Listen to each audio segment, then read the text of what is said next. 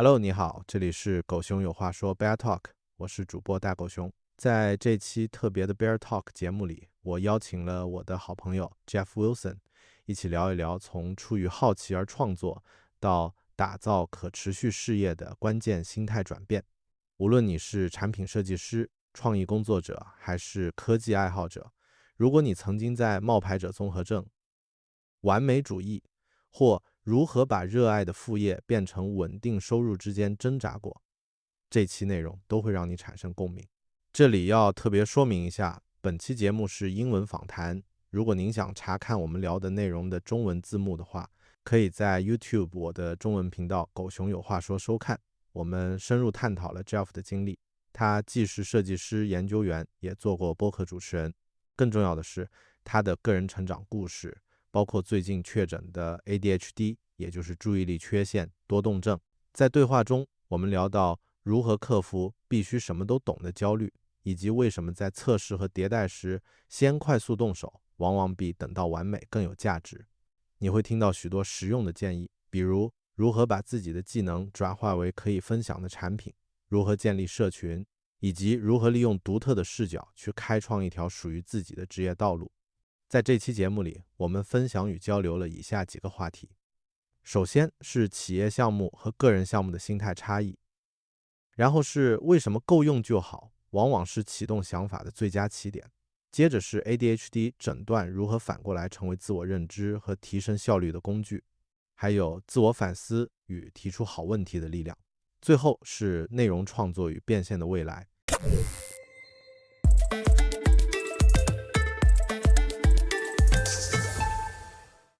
Welcome back to BearTalk, the show where we explore design, technology, productivity, and how AI is reshaping the way we work.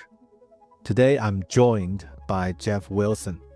Geoff is a researcher, designer, writer, and maker, someone who's been everything from a product owner to a stand-up comedy producer. Now, above all, he's a curious soul who's been always asking why and turning that curiosity into real projects. In our conversation, we dive into why curiosity is often more powerful than perfection, how to shift from being obsessed with the processes to actually building things, the impact of AI on juniors, seniors, and the future of design work, and how to stay authentic when navigating LinkedIn filter and the pressures of content creation. It's a wide range and very real conversations about creativity, career, and the future of work. So let's jump in. What are you up to? What do you do in Melbourne, right? So now, Geoff. I am just here in Melbourne visiting my friend Guy Thompson because he's a digital marketer. And so he is kind of what I call my productivity partner in helping me get the motivational factor to make a lot of stuff. So with this self-promoting Formula One fast track thing behind me, I've been launching a course, like an e-course, and I wanted to come, one, because I love the city, but two, to get Guy's help with just showing me the more marketing side. Like showing me like how to make just tons of clips while I'm here. We went out to Albert Park yesterday, which is where the first F1 race of the year starts. And we recorded dozens and dozens of clips. And so just trying to learn from him, like the social media marketing side of things, how to make different clips, how to make different hooks, how to write the descriptions, and then getting him to challenge me to actually put them out more, so breaking me of the, that perfect over good. So, it's like, oh, let me write the perfect description. He's like, no, just send it, just go. And it's like, well, what about the hashtag? No, just go. He's very much into TikTok, is just post stuff, post a lot of it, just keep going. The more you'll have, the more people you can get engaged with, the more people you can try to drive to the course to buy, and make purchases. So other than loving the city, I'm here as can't call it a business trip because visas wouldn't allow that. This is a leisure trip to see a friend, and I just happen to be here making a lot of content while I'm here. Wow. A way to step back from work for a week, right? And have the entire day to make stuff, and then, hey, join a podcast. That's awesome. I mean, actually, why are you starting a content creator path, like a new career path, or just for hobby? Or like, why is that? I'm curious.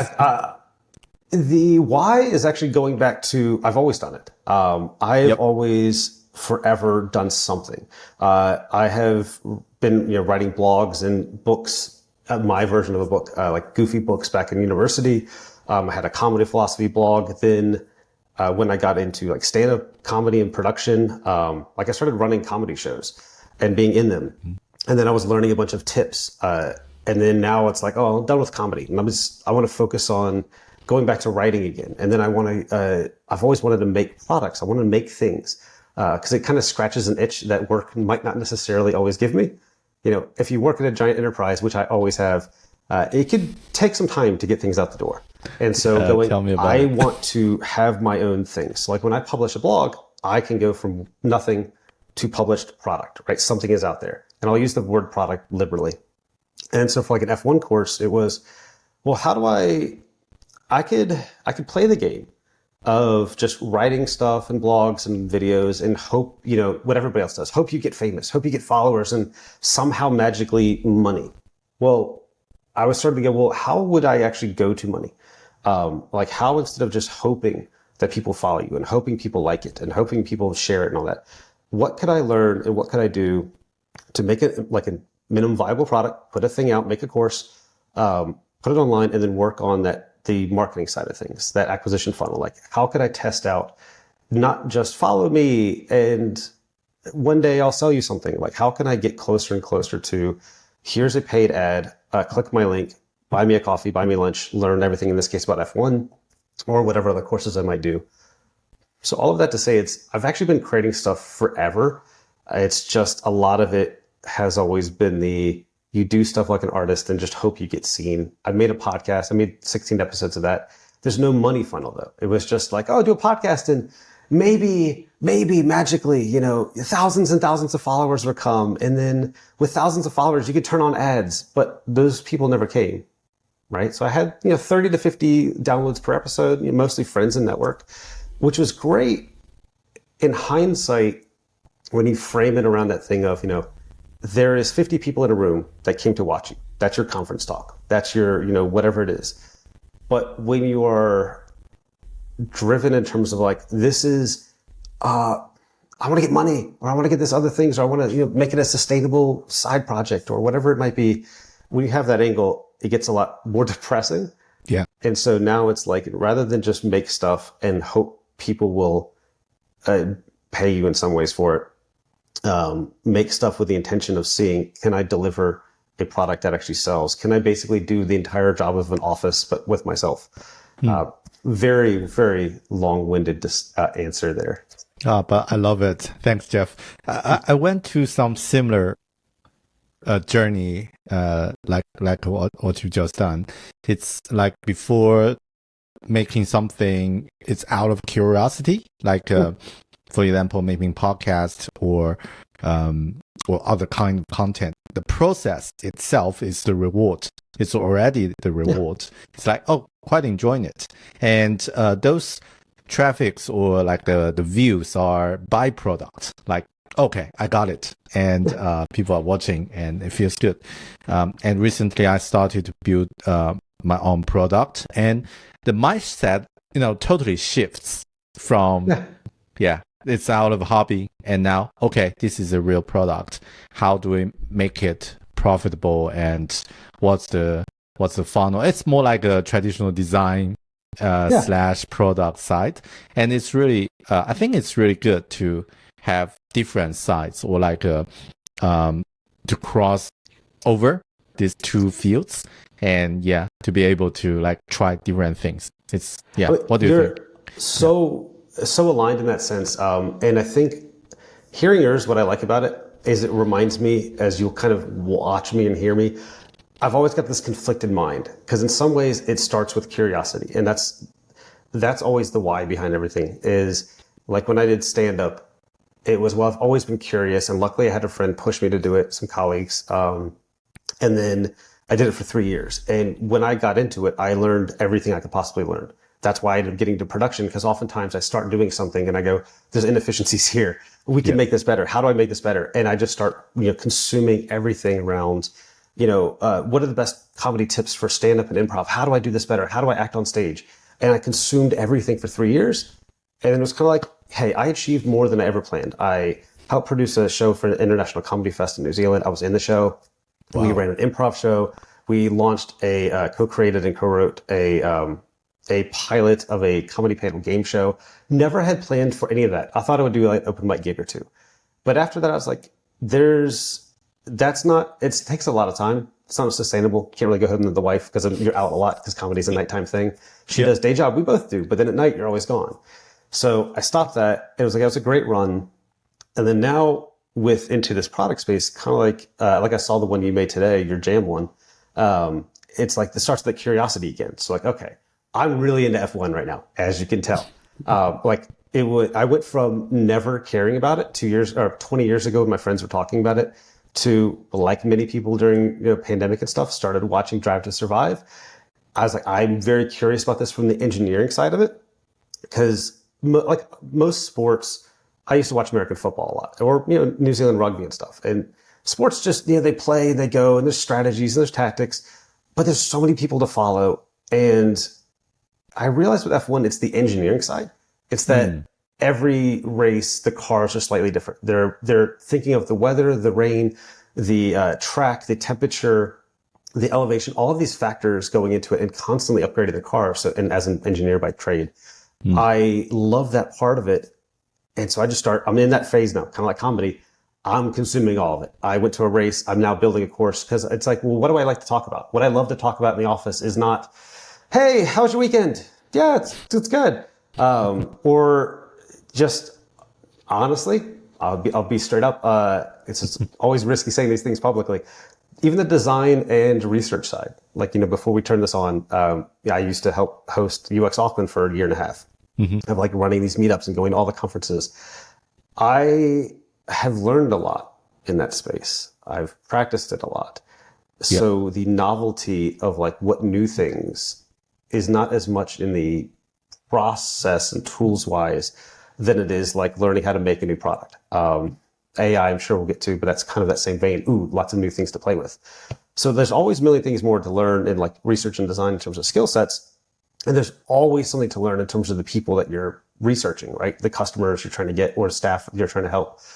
And that's the curious part about that. But then there's the building aspect. It's the creation aspect of not just here's a story, let me tell you why it matters, but from this place of like your product today. I watched your video on Jam because that's my new little, I'm trying to not just jump into AI, like vibe coding and all that. Because I'm like, I need to focus on this course. I made this. Let me see this through for at least a little bit more. Let me try to really focus on this for a bit. And then you can pick up the next toy and start learning how to do all of that stuff. So yes, it's a curiosity driven life, that some people relax when they go home at night. Some people, go home after work and just can sit there and have dinner and watch something. But I'm sure as you feel the same, there's an itch of you go home and you're like, okay, we'll do the family thing, but I still need to make something. I still need to try something. I still need to learn something. Yeah, that's a great one, because it's actually got me thinking about two things. I will start with the design related one, because you mentioned that the design meetups and other conferences, we used to learn a lot and also quite enjoying that. But recently, I started to shift my mindset from design to product and to actual business or other sides. And I started to observe or notice that it feels we used to care design, but in really details level, like in the really detailed level, like, what sort of technology you're using for doing survey, or like eye tracking or other things. It's more like quite focused on those specific approaches or methods. And sometimes it feels kind of lose the holistic sides of the whole business or things like that. And sometimes we also got the struggle, like working in the design, like as a design role in a business, just because maybe lack of that understanding of the business side. But yeah, what do you think on that, or like from the design community perspective? I have thoughts because you said a word that we also shared some notes, and maybe this is you might have read it. But first, I'd actually like to put it back to you because I'd like to change things up a bit. What is there something you've seen in terms of what kind of risk have you seen? Actually, I want to put it back to you. So related to that, like, because I think we'll share an idea, but related to like focusing on processes and stuff, have you seen it not go well or lose out in some ways because people are focused too much on that? Have you seen it go wrong? That's a good one. I think it depends on, it's always depends, right? It always depends on. That's a favorite word. Yeah. Yeah. It's so flexible. So I think for some projects or some directions, if the path is quite clear and we want to deliver the best quality of the output, and also if the market is not that flexible, and if there's a team and everyone's collaborating on that, so you're not only responsible for your part, you take the responsibility from the whole part, and in that case, I think I'd like to focus more on details, and especially if I work collaborating with a team, so that I'll just let's bring my professional side and expert as an expert to really craft things in details and get it delivered.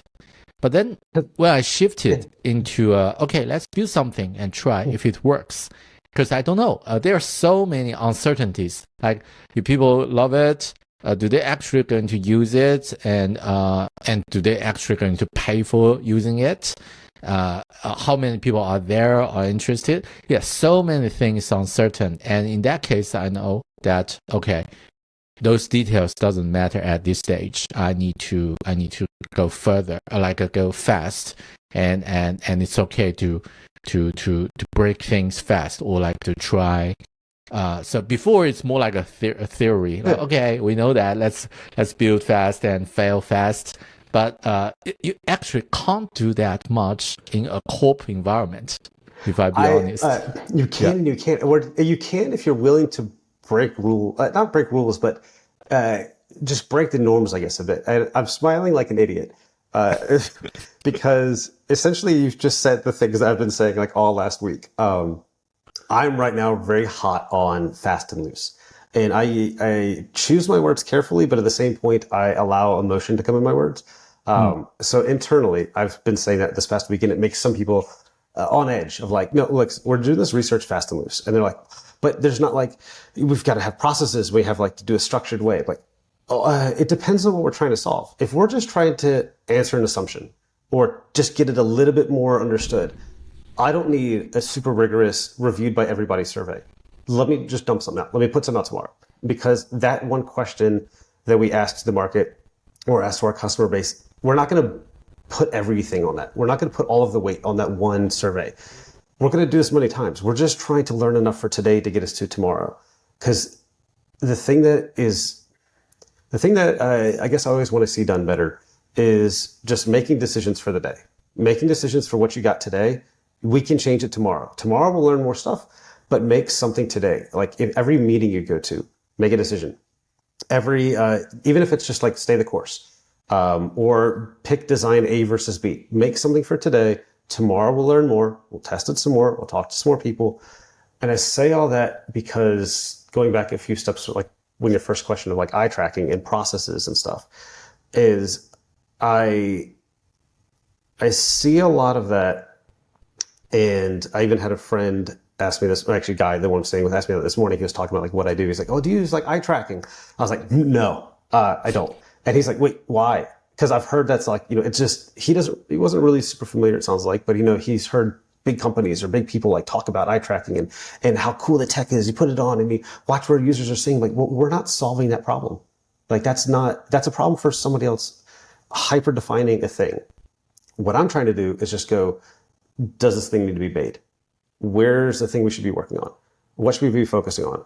There's so many ways to get to that. And a lot of what I at least focus on is that early discovery part of like, what matters? Why are people doing what they're doing? I'm far less interested for what we're trying to solve in terms of the micro adjustments of like reading efficiency on a page, or like exactly where the button should be laid out here versus there. We're trying to go, do we need this thing at all? What should we be making? Yeah. Yes or no. And so in that sense of processes, I think back to, a decade ago or whatever, how I was trying to kind of like comedy, kind of like Formula One and everything else. I was trying to learn every method. I've got a spreadsheet that's like 100 lines long of basically all of the different testing methods I could find. So this is like before, if you've ever read David J. Bland's book, Testing Business Ideas, right? Essentially, I wrote my version of that years before because I just was so nervous that I'd go to a meetup or go to whatever it was, and literally honestly nervous that people would ask me like what I know, and it was the theory. It was, I've done that method, or I've tried that thing, or I've done that study this way. And I was so worried of being called out and like being a fraud and all of that because I didn't know all of the methods. Yeah. And it's like, now I still don't use most of them. I use like the basics. Most of the things I do is just conversations, because I can learn more in that than I feel than trying to ask for a lot of money internally to pay something that's really complex that the business might not be ready for this time. That might not be the thing that they need to solve. It's all of that junior and intermediate like scare and fear I had of like not knowing every method and having to read every single book and be up to date on all the literature. I used to, live on Twitter and learn before Twitter turned X and all that, and just like follow everybody and learn everything and watch every podcast, listen to every single thing so that if somebody quizzed me, like a pub quiz, I'd know exactly the right answer to say. And I focused so much on that, I didn't focus enough on the practical learning, I guess, of it all. And just being comfortable, just doing things, just trying for today. Learn what you can today, move on. Yes. Yeah, that's a really great reflection. When did you have this transition from the previous stage, like, I need to do everything, tick all the check boxes, but now it's like, let's go. Is that, because I'm curious, is the improv like a stand-up helps on that, or like it did? That definitely did. There's like multiple angles, I think. One, improv and comedy definitely, because it's the stage presence. As a person who does research, you could always just kind of, or for me, I could always just turn on the extroversion and be a interview wise. I wish I could pinpoint exactly what it was now, but like, cause improv helped. And there's something specific with work. Let me come back to it, because there's the one part that I'm missing, and hopefully I'll find it. I will tell you, one part that really helped, was Ritalin. Yes, because for years, back in university, I was told, hey, you're doing really well in some classes and really terribly in other classes. And I was starting to explain it of like, I just get like, these I love and I'll just consume everything about it. These I just get bored and I fall asleep during tests. And I just like, I've got nothing there. And my guidance counselor was like, have you ever talked to anybody about ADHD? I was like, no. And for 10 years, again, I put it off and didn't do anything. And then finally, more and more, people keep meeting over the years. And like, you got like so much energy for certain things and not for others. Have you ever looked into this? And so finally I did. And while this could turn into a mental health podcast in a way, finally I sought out a diagnosis, just going, hey, I'll just go talk to somebody and won't try to prove why I'm a certain way, but let's just say all the actions of me arriving to that appointment, he put down his pen and paper. It's like, look, man, I've already got a diagnosis in mind, just on how you arrived at this place. And then all of this to say is, got medicated for ADHD, and that was one of the big helpers. is because all of this like social anxiety I have of not knowing and being worried about what people would say when I'm at a meetup or at work if I didn't know the right things. The medication side for me, for my brain, was one part that really helped, is because it allowed me to finally sit down, slow down, and still be the same, but even this pause right here, being more comfortable, going, I can take this space. I can take a second to just sit there and think through something and allow things to mellow out and make people wait. Like I'm kind of waffling intentionally just to prove a point right now, going slower. I never used to be able to do that.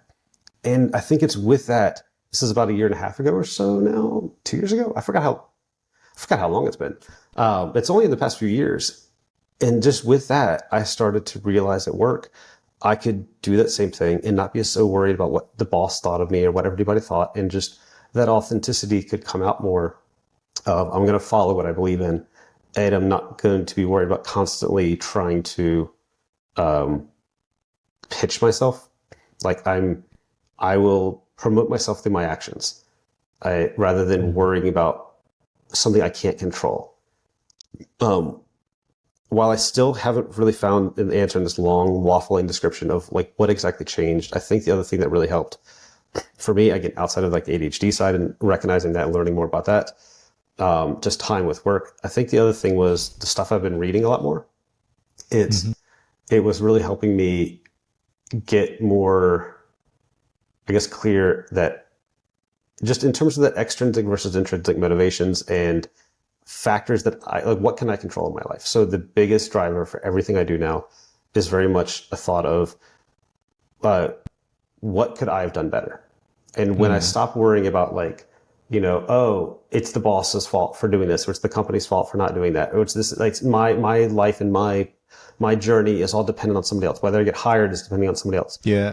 And now it's more like, what can I do? And so I think that probably is the main answer, is it's more of this mindset shift that happened, not like a specific day, not like a specific job or anything. It was the stuff I was reading, the stuff I was thinking about, the stuff I was journaling about every single day, realizing more and more that if you take everything into your own hands, then you can control the narrative and you can control what you get or don't get. So in terms of that being scared, it's like, cool, I can say now, you know what? This is why I say this often, if I get fired for this, okay, I chose that. I said a thing. I did whatever I did or didn't do to get that. But I own that. I can control that now. And so I can do as much or little as I want to do to get as much or little as I want. Oh, so the power starts coming back to you. You start regaining. So like, well, do you want to be impressing random people in a meetup with your knowledge of eye tracking and this other latest study and the latest design article about whatever, the latest method, the latest UI patterns, whatever the things are you trying to impress them, or are you trying to like know what you're after, know what you're curious about, make stuff? I'm waffling again. But there's something there. There's something inside, just the idea of being able to be comfortable asserting yourself and knowing that you can choose your path. I'll probably come back to that a lot, but for brevity, which is that has not been, please stop that train of thought. Beautiful. I love it, Geoff. Focus on the things you can control. Because I'm reflecting myself as well, because I had that moment to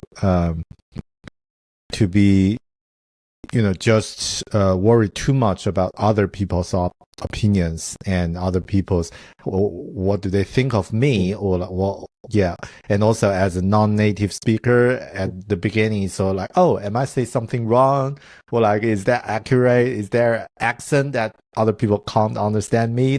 Too many thoughts, and those are the things that impact my actual performance and work, and also like the things I cannot control.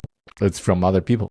So totally agree on that. But it's great to hear you have you share your experience, and love it. So I think just to try to less waffle net, like if I go back to junior or intermediate me or whatever, whoever the main audience members or other people might be, I think it just gets down to that of knowing that as long as you know, like you're doing what you can, then you can't control regardless what's going to happen. I don't know whether you're comfortable talking about it. I'm not going to make you, but let's just say I heard in the news from afar in New Zealand, hey, a few years ago, Xero laid off a lot of people. You couldn't control that. So it's like, well, in the time that you have there, what are you doing that is going to make you undeniably good? That is a lesson I also learned in comedy. So all of this stuff was just a confluence, just at the same time. Because one of the big lessons in comedy that I learned was, I forgot who said it, was be undeniable. So if you are doing that, just be undeniable. I forgot who said it. It's wisdom passed down from whoever, might not have even been comedy. You can't control whether or not you get let go tomorrow. But what you can control is when you're doing the things you're doing, are you delivering value? If you know you are, who cares what method you used? If people are getting value out of that, does not matter what method, does not matter what tools, does not matter what tech. None of that matters as long as you're delivering something that you think is valuable or that they think is valuable and obviously hopefully aligned.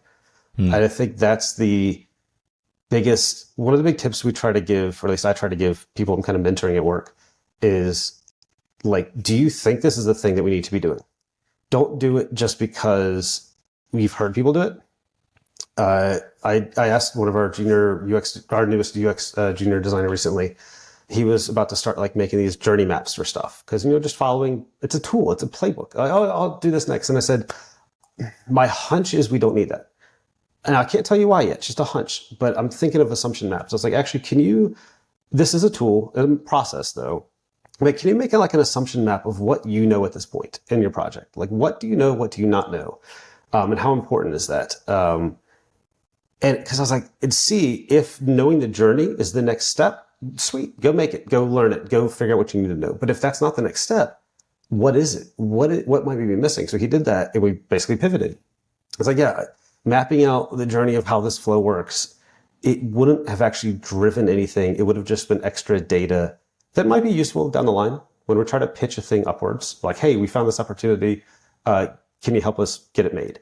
But right now, the more direct thing we needed to know was, well, how many people are doing this? And it's like, and why are they asking for this thing? Why are they looking for it? Why do they visit us? Why do they call us to get it? How are other people doing it? We needed to know that. We didn't need to know the steps that they went through, the UX flow. That could come later. And all of that is just getting people to sit down with, like, forget the methods that you think are important. Forget what you think people might,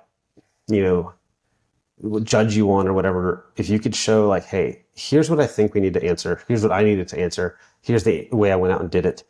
That's undeniable. Like, nobody can really argue if you're showing that this is what we needed. This is what I found. Yeah. Totally. I think the tricky part for junior designer and researchers are they haven't got the full experience. They might know some specific approaches during some steps, but haven't able to see the full picture. It's like you are a chef working in a kitchen and you don't know the whole meal. You just focus on one ingredient or like one part of the recipe, and after that, you just, okay, let's follow the playbook. I need to do empathy mapping at this stage. It's like by Nielsen Norman Group. It's a must have. But why? And they just don't know that. I think it's quite challenging for juniors if they don't have the support from a senior or from a mentor to let them know, okay, why you should do that and why you shouldn't do that. But yeah, I think that's a learning journey. But one thing you mentioned about juniors, it made me wonder, do you feel that currently the AI stuff is happening and a lot of topic, and also I heard people say things like, are we seeing the end of junior designers? So for example, AI will take their jobs and things like that. So what's your take on how the current trend, or like how AI is changing the landscape for new talent, for juniors? I have two direct thoughts, because I do think about this often, and it's not just juniors, it's for us as well, right? Yeah. It's for everybody. On one hand, I see, log into LinkedIn. I see your post. Hey, I'm making a thing. I found a new way to do it and I'm inspired. I'm like, I want to learn how to do that too. Right. And I've got a paid subscription to ChatGPT and like, making some basic stuff, want to do more. But again, I'm trying to remind myself, no, one thing at a time, do this for now. And there's a worry. There's like a FOMO kind of thing of, well, crap, if I read the other articles I see on LinkedIn that say by 2027, corporations in the world in war and everything's going to be gone. It's like, well, crap, should I be working on this F1 thing now? Or should I be learning AI? Because, wow, if these articles are right, in 2 years, it's all going to be gone. So it's not just juniors. The first feeling I have is a pragmatic, maybe, skepticism of, I look at a workplace, especially when you have corporates and you have lots of people. Mm-hmm. We're still trying to explain UX design in 2025. If you are still explaining this, that's been around for decades, this idea, this concept of why it's not just delivery for delivery's sake and just like things like that, like why design matters, then part of me feels like,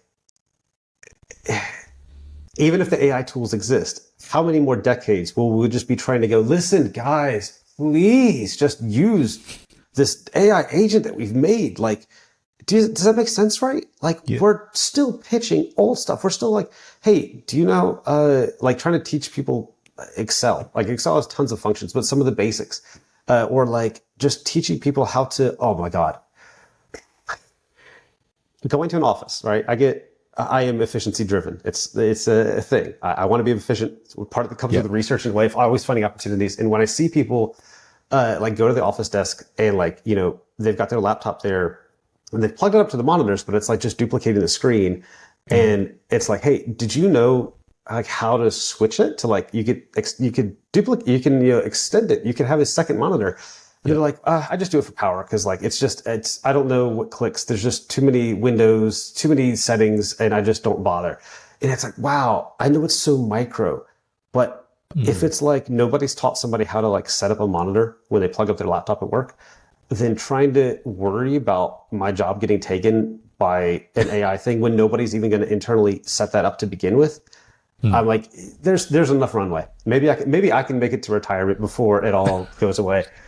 Just because I think this is going to be just too slow. There's so many people I know still that like, I made a birthday card, AI thing now. I love doing that. There's a birthday. It used to be, okay, let me just find a GIF or send them happy birthday. But now it's like, actually a little bit of that creativity. Let me go make an image. I'll spend 5 minutes, make 6 different iterations on ChatGPT, just because I know how to use it well. Make up a happy birthday image that's customized to them to show a bit more care, right? Rather than just going to the store and just buying a card and sending it. And I got like a load of praise the other day. Like, wow, dude, that made my day because the way it was funny and it meant to that person.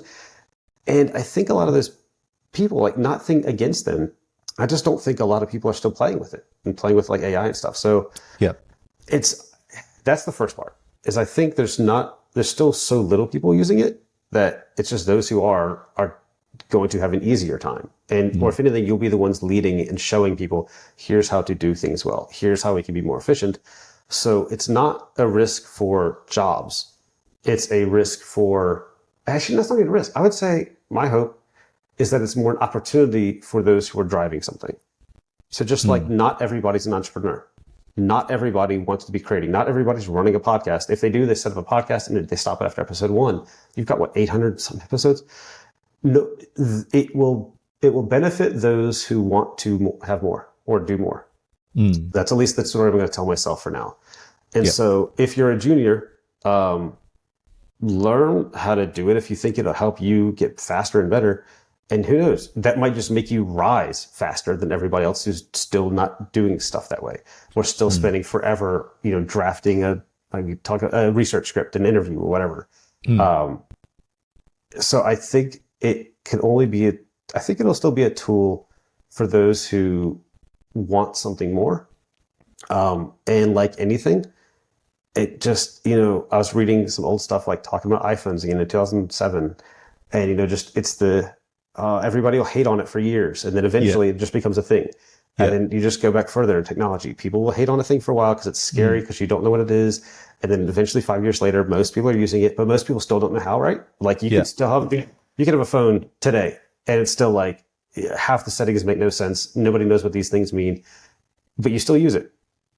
So I'm not that worried. I think that's the whole rambling part to this too, is I'm not that worried. I think it'll just be if you want to do more, you've got tools now to do more. You can show people the way that will benefit you. And I think I'll go back to that point of externalities, right? If all of those articles are correct, that in 2027, governments and spy organizations and all of this are going to have AIs that dominate the world and corporations and all that. Cool. I couldn't have done anything. So it goes back to the question, what can I do today? What can I do today that will leave me in a better space when that happens? Let that happen. I can't control that future, but what can I do? I could look up how to do something new today. I could watch your video and go, cool, maybe I should start watching some videos on how to do it. I could start playing with the tools myself and protect my future because that's something I can control versus just, the world's ending, AI is going to take over, we're not going to have jobs, woe is me. That will be the fate for those who just let that happen. If you just wait for somebody else to own your future. Yeah, I love the final part, like how to change the mindset. Like, okay, what can we do to make things help? Or like, what can we do? Focus on the control circle so that it will be like a health for the well-being, for the mental health and everything. It will be good. And for those FOMO posts on LinkedIn and on other social media channels, it's like sometimes they're intentionally like for the views or as a clickbait, like if you AI want to replace your job, another designer using AI will do. It's more like provoke like discussions or like your anxiety for that. But yeah, I think it's just, I agree with that. It takes time. And maybe the really small group of early adapters is using it. And sure, it's definitely empower or like make things so easy at the very beginning. But consider everything is going to be changed in a short time. I think it's still it's too complex to change all at once. Everything. Like the ways of work in corp. And you know what? Like the ways of working and all that. How often in every organization, unless you're like a small one, there's going to be somebody that you're like, why are they still doing it that way? They're so traditional. Oh, they're holding us down. They're still in this old mindset, right? There's always somebody like that. And as we grow old, we'll be that person that 50 years from now, we'll be the ones that like, oh my God, Bear is still like, he's drowning us because he's making us do this old way that he knew in 2020. And so it's like, you're always going to have people, just things to fight over, things to try to change. People that run organizations are going to do it the way that they know how, what they're comfortable with. So just, if you want to look really good, that's what I'm saying. I guess it's that reframe. Don't be scared of something. Go, well, how could I use that to my advantage? So if you start using it, go to an organization that doesn't know how to do it. Dude, look at that. You've got brand new like work opportunities. You go there and go, hey, I see how you're doing it. I could help you guys do it 10 times faster. Let me teach you how. I'll be your consultant, your executive, whatever that is there. So use it to your advantage to show what you could do with it rather than sit back and passively be worried about what's going to happen to you. That's like for any industry, I feel like that's the way to go. You could worry about what could happen or you could do something about it. But that's a choice. And it's harder to do something. It's so much easier to just get worried or just sit home or just not do anything with it. So in ways, I play both. In some ways, I'll do stuff. And the other ways, I'll go, I just won't worry about it. I'll just let things happen. And then I'll be okay with the choice because that's the effort I put in. So Totally agree. I'll share one simple story, like or example, because I used to, when I read an article, for example, when I find an article, I haven't read it, and I feel, oh, this is great. I'll collect it. I save it to ReaderWise or other tools or like a RSS tools to okay, let's read it later, and this is the UX approach, or this is like a how to video for doing something, but I don't have time to do that, and I save it, and then 100, 500, and even more, and then I will just be more and more anxious about that and feel, I should read all of them. So that's all the things I collected, and it's just get me into that stressful mode, like and then one day I just realized, okay, this is internet, okay, so every information is like infinite information and tutorials, resources. It's like a river, and what I'm trying to do is save some, like watching the river flows and say, I haven't consumed all the waters, like all the water running through me, and this should not be a problem, because I cannot do that, and I just use one bucket. Okay, today I will just use this one bucket to consume. This is the water I want to use, and that's it. And for the others, let it go, and then I delete all the articles that I collected, and it feels such a relief. And it feels something like, okay, let's focus on the things we can control and forget about those things. Even if it's like, okay, it's so powerful, AI tools, and people are using it. Okay, you can build an app within a few hours. And if it's not match what you are or where you are at the moment, just let it go and just leave it. And it's not relevant to where you are right now. And I think, just be intentional on that. And after that, I'm much more happier. Like, I'm much happier than that. That's a superpower. I struggle with that still constantly. Now that it's not necessarily design and research stuff, but it's like F1 content, or it's just how to make AI stuff or whatever. It's that same feeling is so easy to creep in. And I like your metaphor there. And I'm trying to burn it into my brain already, because so often it is still like, I should read these articles. If I read these articles, I will be better off. Just the same way as it was 10 years ago. If I learn all of these research methods and design methods, then I will be better off. But if you spend so long reading it all and not trying to do stuff with them all, you're just endlessly consuming, and you're not creating anything with it. And I think that's actually another thing that helped me a lot. Is somebody said, I forgot who it was, but I think related to just making stuff. You can consume or you can create. You can spend all your time consuming, whether it's TV and social media and whatever else, or you can be the one creating it. But you only have time. Everybody has time. You've got the same calendar block. So you could spend 5 hours consuming all of the articles on how to do this and that, or the books, or design books, or this book, or that book, or whatever. Or you could spend your time not learning those things, but practicing what you have learned. So like kind of taking your water metaphor of like a canoe, like it's the design or analysis paralysis, right? You could, what's the best canoe? Well, I don't know which one to use, so let me research them all and spend forever. And I used to be so bad at that. And now it's more like, there'll still be a bit, but can I just grab one and get on the water and start paddling, and I'll just figure it out. And over time, I can replace it. Today's trip, we'll go with this metaphor for now. You got a kayak, you're on the water. And you're paddling, your paddle is not great today. That's the research method you have, or design method, whatever it is. Insert analogy here. But tomorrow, park your kayak again, get back to shore, change it out if there's a better one, see if it needs to be changed, rather than trying to find the perfect, trying to read all about the perfect time, the perfect everything. You will learn more by doing. And it's one of those, you could say it, you don't get it until you just start doing it. And that FOMO, that worry that's a big stressor. And something you said earlier reminded me, like when you're like, you go to everybody's really good about writing compelling messages, especially on LinkedIn and the others. And that's why, like I talked at the beginning, when I'm doing this course, I'm trying to learn the marketing side now. And it hurts me because essentially what I'm learning a lot is like, you've got to learn how to do the hooks. You've got to learn how to make people feel this or that, or feel either they want to be part of it or feel like they don't have something. And that's what all those articles are doing good. And all the clickbaity headlines as you hear, you'll never guess how to earn $5,000 this month quicker than you've ever had before, and whatever. And it makes you feel like, I have to read it. But the more time you spend reading, the less time you're spending doing.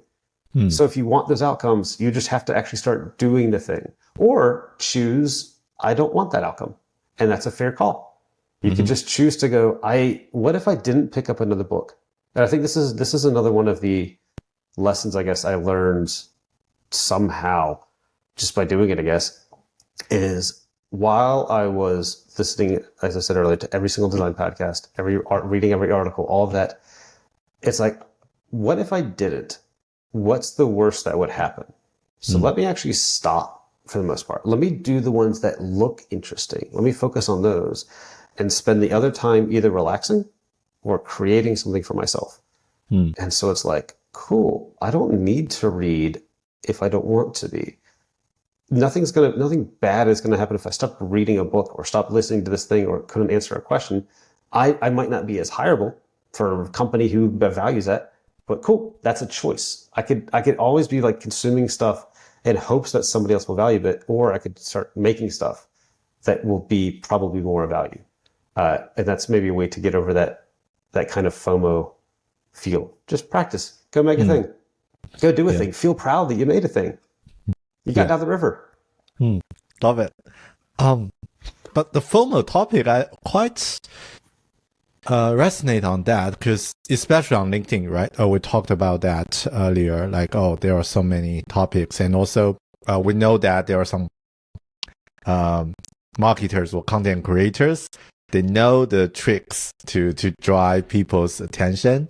And also, even professionals like designers, researchers start to use it, like to using LinkedIn to promote. Myself is doing that, to be honest. I'm doing it. Yeah. So, I'm curious about what your thoughts on this LinkedIn filter. Like, is it like the platform become more about performing success and actually achieving it, or it's more like, or for other social media, but I just pick LinkedIn because there are so many professionals sharing things on that every day. Yeah. What are your thoughts on that? My first thought is I'm trying to break, not an assumption, but go against it just because. So yeah, LinkedIn very much, if you look at it and take a step back, it's just, look at me. Well, but that's the platform. The platform is essentially job hunting, right? It's this, it's your other portfolio. So look at me, I'm going to only put the best stuff forward, and it's got to be polished, and I'll show you how I made whatever money or impact or things, which is good stories. And if I am true to what I've said so far, hey, if people want to make a post with a hooky headline, an emotional story, and whatever it is that draws you in, those people, like the content or not, are doing something about it, right? They're posting something. And if that's my message, I got to be true to it. They're not just consuming, they're creating and making a post that's hooky and makes you feel a certain way and feels boastful. And maybe you feel like, I can't stand up to that. Or do I want to play against them where they're already so good? But you could be like that. You could choose that. Or you could also choose to go, I'm going to work against the algorithm. It'll be to my detriment. I could play that game. I could play that game and make all this post. It kind of feel cringy to me. I posted something tomorrow that I just wrote in Substack. I took it there, copied it here. I'm like, well, why do I need to double think about this? And also, it's not it's the same kind of thoughts I have here. And it's not like the typical LinkedIn story of how I overcame this thing and whatever. It might get 0 likes. Also, I'm like, if anything, I'm doing it now just to kind of help share ideas and try to help people find peace. But also just because I like to write. So like, let me just share stuff because I can. And this goes like all back to, well, what are you after? If you're not after anything in particular, then do what you want, because then who cares? Like, but if you're like, I want likes, I want followers. What do you want this for? What are you trying to get out of this? What message are you trying to send? Why are you doing any of this?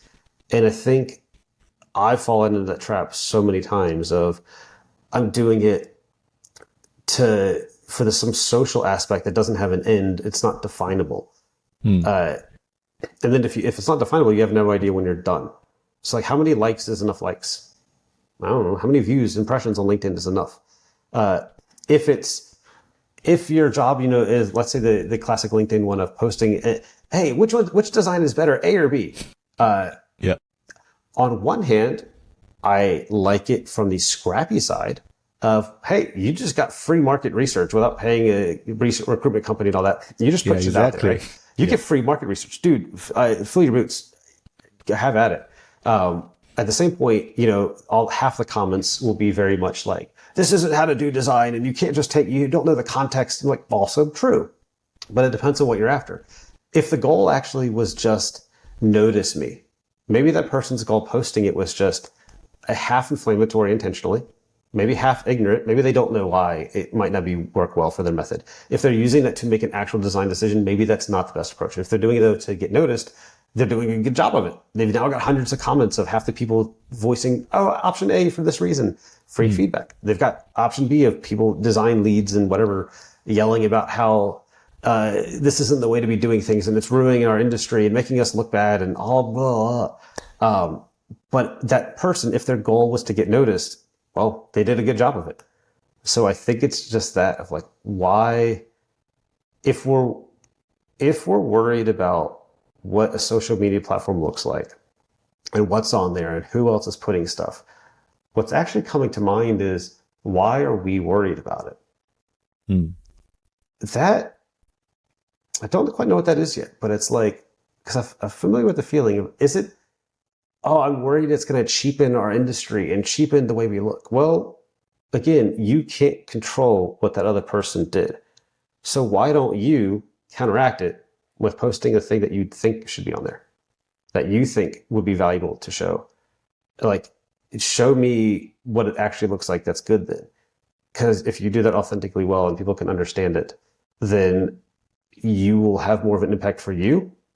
And are you getting mad at somebody else posting stuff or everybody else posting this type of thing because it's yours isn't seen as much?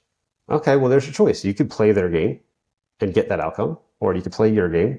It might be slower, might be longer, but if it makes you feel more morally or ethically less cringy or whatever it is, it's always a choice. So I guess I'm not too worried about it these days. Like, after this call, I'm going to make some videos more for this F1 course. And I'm going to write some of those hooks, and I'm not feeling good about it right now. I'm not. But what I'm going to do is essentially a marketing test. I go, let me make 3 videos. One of them that's very much like, hey, I want to help you learn so you can feel like what I felt. One of them is just going to be, hey, here's how this thing works. One of them might be, don't embarrass yourself in front of your friends, right? You know F1 and you don't want to be left out. Like, very negative, very just, I'm like, I don't like it. But let me test. Let me make 3 clips and put them out there and just see which one performs better in its own little market. 1, I get to learn how to do it. 2, it gets to be a little marketing test to see how does that perform. Because what's the goal underneath it? Well, if the goal is actually driving sales in some ways, other than learning how people respond and drive sales, cool. Maybe while I don't feel good about the negative, that's a choice I can make. I can make that choice to get the benefit of it or not get it. I have really long answers, I realized. I like that. I like that, Geoff. It's more like, especially the last part when you mentioned that if this is something you don't feel, okay, this is negative, I don't like it. But you raise it up to another level, like, okay, this is part of the process. I'm trying to know what it works, what is not, and it's a learning experience. And consider that the end goal is not just to get the perform or the outcome of this post. Is to understand the whole process, or like to have understanding of those approaches, and then you can learn, you can use it or not use it in the future, or you can recognize it when other people use it, and it could be good. It's like the dog pattern for UX designers, right? So you can choose to not use it, of course, or you can also identify those dog patterns if other products are using it, and you can make your choice to raise it up, or like to tell people or to get people notice on those patterns. So it's like understand that both sides. So after that, it becomes a better way. It's like Harry Potter's dark magic defensive class. And it's like, yeah. and I so strongly believe in everything is a trade-off. Everything has a trade-off no matter what you do. So if you don't want to play a dark pattern, like, yeah, anything I work on, I will do my best from let's say work-wise of intentionally try to avoid dark patterns, right? Like if I'm selling a course or doing whatever I'm doing, I'm not put that crap in there. I do not believe in that. But I do know if I chose to do that, I could probably have faster returns. Those things exist for a reason, making it hard to cancel and all of this kind of stuff. But that's a choice. You can make it. And I think a lot of people just get mad when other people make a choice, but you can't control the choice. You can control your choice. So just make the one that you think is best. Help your company or your business or whatever make the one that you think is right. And if they don't make that, you have another choice. You could quit. But then people go, well, I can't quit. I've got a family. Okay, well, that's a choice. You could work for the dark pattern company. You could not work for the dark pattern company. Working for them means you get paid more and you keep getting paid. Not working for them means you have to hunt for a job and you might have to reduce budget and sell your house. God knows. But that's a choice. So what are you choosing to do with it? How are you doing it? Don't just leave things up to chance. Everything we do or don't do has an impact. It all has an effect somewhere down the line. So it's all just what are you comfortable having or losing, and what do you want to trade for it? Yeah. Sounds like we have a thing for today's topic. Like you always have a choice. But I realized that. I realized that we'll talk for around an hour, and I don't want to take more time from your video making later. By the way, I'm fine, but that's totally up to your audience because I don't know how long they bothered listening. Or listening probably to the maybe a last question. Because to continue the topic that we discussed around those LinkedIn and social media and other things, I think it's that we know that there are algorithm or like there are approach, there are tricks for getting views, but can you be authentic or like be true to yourself while following those algorithm rules? Like, can you be very like authentic on the things you're sharing, but also you use those tips, use those tricks to do that? What's your take on that? I guess a good last one because it all just bundles it all together, and I'll be a bit repetitive. Peek behind the curtain for everybody listening, because I like behind the scenes stuff, and these are things you can clip out. Guess what? Bear gave me a document, and we've collaborated. And I think whether or not he sees my changes, he probably does. I love peek behind the curtains as content that I consume. I love seeing how food is made. So, but I could see where he's going with this question, and I could re-review the answer that I wrote ahead of time. All of that to say, I'm going to read this quote from Simon Sinek, which you could notice a lot of themes over the past hour, because I was actually reading it again recently because it was on the coffee table.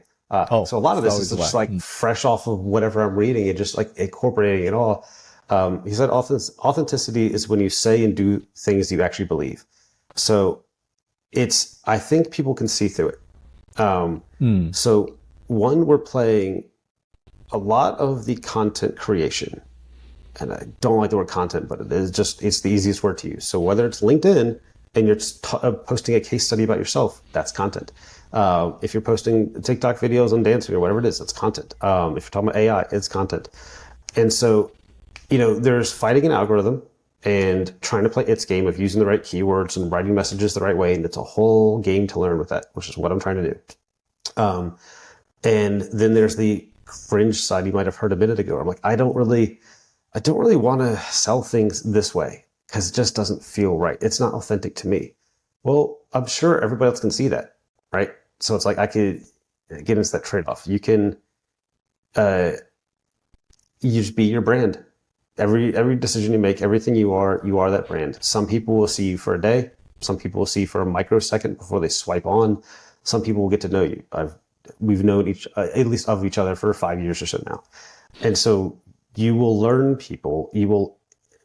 If you post a lot of that LinkedIn stuff, that's very algorithm friendly, and it's got all the hooks, and it's got all the negative or positive or whatever it is, and all the emotional stories, it could do well on the algorithm and send to random people you don't know. And if those are the random people you are trying to impress, good on you. Hope you get what you want. If you're trying to like look for a local job, then let's say myself, if I see it, if that's not the kind of message I want, it backfired for you because then I'll go, well, I don't really, the stuff you've posted, you kind of feel like a risk to me. I'm not going to hire you. And so it depends on if you know what you're after. So when I make stuff, I'm going to be authentically me, which is still a word I'm sitting with this week. Like that's my word for the week of thinking about authenticity. So I love that you put it into a question before even like you read my mind. Because like I'm hearing the word used a lot more. I'm using it a lot more. Internally, we call it spicy thoughts a lot. It's our new little buzzword because it's like, oh, here's spicy thought incoming because Jeff's going to just say what's on his mind. But I'm making a choice. I'm like, well, that is actually me. Because what's on my mind, I want to share it because I'm seeing a risk or I'm seeing something I disagree with. And I could play the game, let's say a corporate game or work game or LinkedIn game or whatever. I could play the game of not saying that stuff and sitting on my hands and just like keep getting a paycheck and going home. Or I could say that while I'm on this earth and while I'm working in this place, I want to drive what I think is valuable. I can be wrong. That's fair. That's fine. I will take feedback. But I can also voice the things that matter to me, and I can make decisions based on that, whether I want to work there, whether if I get a chance to hire somebody, whether or not I want to hire them. So let people do what they do. Let people be whatever they want. But if you can't tell why they're doing what they're doing, or they're doing it for a reason that doesn't align with yours, you don't have to choose them. You don't have to follow them. You don't have to hire them. You don't need to buy from them. You don't need to do that thing. So do whatever you want to do. Just accept whatever trade-offs come as a result of that. Does that feel in line with this idea? How do you feel about authenticity for LinkedIn? How does that come across to you? Even your own stuff. Yeah, for me, I think it's quite. I have two different stages at least. So around while I'm working at Zero and also as a corp. The designer working a corp, sometimes quite hesitated to share things. Even I'm curious or like this is my passion or something I did on my spare time. But I do feel that, if I share it on LinkedIn or share it on social media, is that going to dilute my professional, persona Bear as a professional designer? So it's like, he's doing some half baked baking like lo-fi and share it on LinkedIn and some immature or things like that. And now I take the mindset into another step. Like, okay, don't be blocked by who I was or like who I was hired. Because that's an image. That's not who I am right now. And if I'm curious about something, and I don't know many things about this thing, and I just share it. Okay, currently my understanding or like my step or my process about this is at this level, but it's not as I should be as a designer. Like if I regard myself as a senior designer, when I share things, it should be on this level. But now I just share it on the very beginning. But Bear, you're right. When you are working, right, does your design just come out gold? No, it doesn't. It starts with a pencil sketch on a piece of napkin or whatever, right? Yeah. Nothing you design starts out great, but yet there's that mindset of traditional LinkedIn of, it's got to be. This is what people tell you not to do in case studies, right? If you've never heard that design advice, I know you have, but like juniors and stuff. Your portfolio, if you have one, I challenge. Do you even need one? That's a side topic. But like, show your working thoughts. So when you share, like seeing your stories of, I don't know what this is yet, but I'm learning. That's to me somebody that's hireable. Because I don't want somebody who's going to do nothing until it's perfect, because it never will be, and who will be so stuck in it has to be this way or not at all. I used to be like that. But now, seeing yours, like that's the authenticity. It's, hey, this dude admits that he doesn't know everything. Great. He's got some humbleness to him. He makes stuff. Awesome. Great. Bear looks fun. Let's see what else he can. Oh, wow. And he's creating stuff that I didn't know. Now I'm learning from him as well. And now I know what to expect of you. Just like doing this. I've made conscious choices for the past hour of, if this goes out and I link this somewhere in a CV or something, right? You go, hey, I was a guest on this podcast. If you don't like the way I talk, this is what it is. This is what you're going to see in the office. Every day you're going to meet me. I'm going to talk like this. If you and me work together one day, we're in Auckland. It's a small community. Yeah. This is going to be me. I'm not going to be any different anymore. And the good part is if you like that, you like that. If you don't like that, you don't like that. Sweet. It saved us both the worry. It's kind of like dating. Why be fake on a date to don't pretend get it work? you're not. Just be what you're going to be because they're going to find out soon enough. So just get to the punch. Just be you. Yeah. And also I think it's much better it's the best way for who you are or for your mental health and your stress level control. Because if you pretend who you are not, it takes much more effort and energy and things to consider. And not everybody's going to like you, but that's okay as long as you know why. If you think everybody has to, well, then what are you trying to get from that? Maybe it's like they always talk about design, right? Find your target persona. Who are you trying to target? If you try to target everybody, you're getting no one. So what is it you want? I want somebody who can create and think and is willing to talk through weird, deep stuff. Right. Now, not everybody in the team needs to be that way. Cool. We need some diversity. Not everybody should think like this. It'll be long. It'll be hours before we get anything done sometimes. But yeah, like I love your story. I love that you're posting stuff like that because it really is getting me excited to make more. It's like, look, I'm jealous when I see your stuff. I'm like, wow, Bear's so far ahead of me. He knows how to make all these things. Like, am I ever gonna? But it's also like, wait, I can just learn. I don't have to. Just because one person's doing it doesn't mean somebody else like me can't also do a thing. Yeah. So it's exactly. like that's the inspiring stuff rather than just look at me, I did a thing. But that's part of it. It's part of the game. Depends on what you're after. Yeah. Well, this has been a fantastic conversation, Geoff. I really love it. I hope so. Yeah. Thank you so much for the time and for sharing this. But before we go, is there anything you'd like to share or promote? I know that like F1 stuff behind it's all you. cut off anyway. I think we finally, I could say I've got a new domain. I've long had like a Squarespace site that I just moved up to WordPress. That part's not important. What's important is I finally have a domain that's easier to say on a podcast. I hope this will be the first test. That's gwilsonswork.com. This is my blog. This is where I write. It used to be all design articles when I used to try to just be that person at all times. And now it's more like this. I like to talk about this kind of thing. I like to talk about mentalities and mindsets. So from the writing side, that's my site, Geoff Wilson, or gwilsonswork.com, or my old one, geoffwilsonhcd.com. But then I've also on there linking to this formula fast track. So yes, if anybody is also really curious. I really like your thumbnail on the top left. That was all, also peek behind the curtain. That was just because my wife was playing with WhatsApp stickers. Like, I don't know if you use those, but you can create stickers from photos on WhatsApp. And a few years ago, it was just in the bedroom. She's like, oh, I've learned about this. One day I was like, ha. And it's a grainy photo, but that's me. And I'm like, that is me, because I'm doing this throughout a call. And so I was like, that's going to be my branding. I'm going to use that in everything. And it's a crappy photo. I don't even want to try to replicate it. And it's just, trying to be me. So that's the photo. Anyway, if you want to learn more about Formula One, if you do want to, it's always better to watch with friends. That's the positive message. Formula Fast Track, it's on stand.store. It's my little experiment.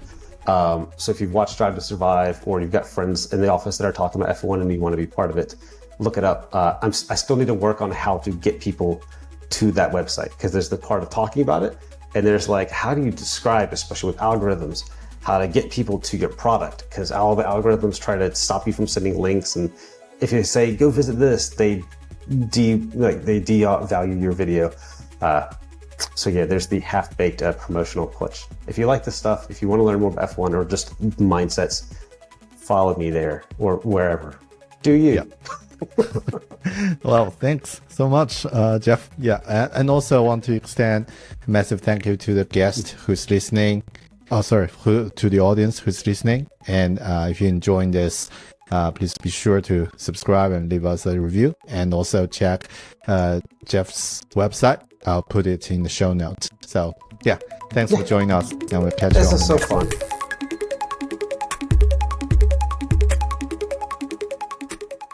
您刚刚收听的是《狗熊有话说》BearTalk，我是节目主持人 Bear。这是一档自2012年起持续更新的中英双语独立播客。我们聊设计、科技、个人成长，也关注那些值得好奇与思考的人和事。希望每一期节目都能成为您日常生活中的一个灵感源泉。您可以在官网 BearTalking.com 收听我们的最新节目，也可以在任何您习惯使用的播客平台搜索狗熊有话说 BearTalk 收听。如果您喜欢这档节目，请在苹果的 Podcasts 上留言与评分，让更多人发现这个节目。如果您使用 Twitter 也就是 X， 那么也请关注我的账号贝尔刘，来聊一聊您的想法，分享您的故事。感谢您的收听，我们下期节目见。You've been just listening to BearTalk, a podcast hosted by me, Bear. Since 2012, this independent bilingual show has been sharing conversations around design, technology, and personal growth, all rooted in curiosity and a love for thoughtful ideas. Each episode is designed to bring a touch of inspiration and connection to your everyday life. You can find our latest episodes on the website at BearTalking.com or simply search for BearTalk on whichever podcast app you normally use. If you're enjoying the show, a rating or review on Apple Podcast would mean a lot. It helps others discover us too. And if you are on X, formerly Twitter, follow me Bear Big or Bear Liu to share your thoughts or join the conversation. Thanks ever so much for listening. Until next time.